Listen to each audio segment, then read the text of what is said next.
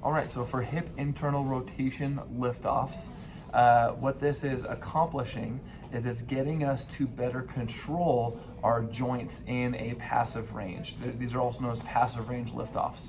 So how do we establish our passive range? First of all, we're gonna be in the 90-90 position, okay?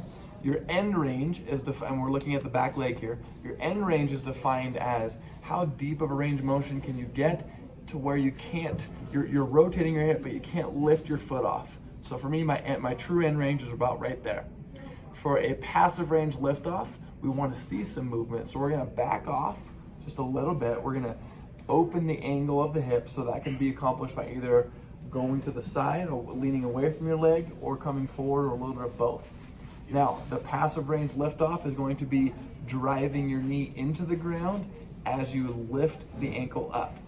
Again, we're trying to isolate the hip, so we don't want to see or feel any movement in the surrounding areas, especially the back, okay? So we want to create some tension. We're pushing into the ground, pushing into the leg, nice tall spine, tight tummy. Again, driving my right knee into the ground and lifting my ankle. I'm gonna hold for 5 seconds and then back down slowly.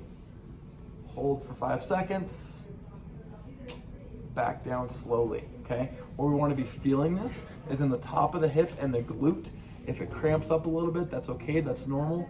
Best advice in that scenario is just to contract through it, because we're trying to overcome that imbalance.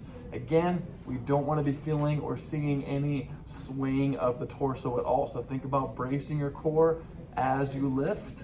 Again, if you want to back off a little more, you can. So notice how I can lift a little higher now. It's because I'm in less range of motion than before. And there is hip internal rotation, passive range liftoffs.